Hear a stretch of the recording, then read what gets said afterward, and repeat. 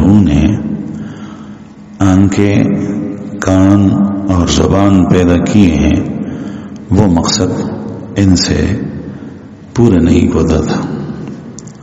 اللہ جل شانہ نے زبان دی ہے کہ اس پر اللہ کا نام لیا جائے، اس پر امر بالمعروف کی جائے، نہی عن المنکر کی جائے، کلمہ پڑھا جائے، قرآن کریم کی تلاوت کی جائے۔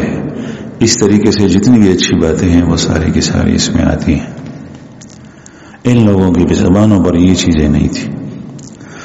اللہ جل شانہ نے انسان کو کان دیے ہیں، وہ کان اس لیے دیے ہیں کہ اس پر امر بالمعروف سنیں، نہی عن المنکر سنیں، قرآن کریم اللہ کی کتاب سنیں، رسول اللہ صلی اللہ علیہ وسلم کے حدیث مبارکہ سنیں، ہدایت کی باتیں سنیں، کلمہ طیبہ لا الہ الا اللہ محمد رسول اللہ یہ سنیں، شہادت سنیں، اور پھر یہ پڑھیں زبان پر۔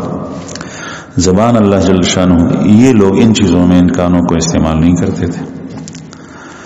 اور اس طریقے سے آنکھ اللہ جل شانہ نے دی تھی کہ اللہ جل شانہ کے لیے اس آنکھ کو استعمال کریں، اس پر حق دیکھیں، اللہ کی کائنات میں غور و فکر کریں، مخلوقات کو دیکھیں، اس سے دلیل پکڑ کر اللہ جل شانہ کی توحید تک پہنچ جائیں اور اللہ جل شانہ کی معرفت حاصل کریں۔ لیکن یہ لوگ اس طریقے سے کرتے نہیں تھے، وہ دنیا کی چیزوں میں استعمال کرتے تھے۔ اس کو کہتے ہیں حس۔ ان کی جو حس ہے وہ ختم ہو چکی تھی، لیکن کس بارے میں؟ اپنے مقصود میں۔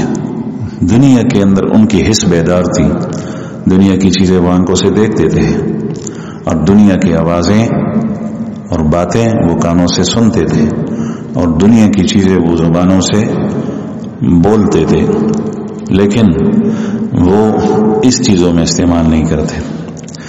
تو اگر انسان کے قوا جو اللہ جل شانہ نے اس کو دیے ہیں، یہ جو ہمارے ساتھ ہمارے اعضاء ہیں، یہ اللہ پاک نے اس لیے دیے ہیں کہ اس کو مقصد میں استعمال کیا جائے، اور مقصد انسان کی پیدائش کا اللہ پاک نے خود واضح کیا ہے، وَمَا خَلَقْتُ الْجِنَّ وَالْإِنسَ إِلَّا لِيَعْبُدُونَ، میں نے جن و انس کو اپنی عبادت کے لیے پیدا کیا ہے۔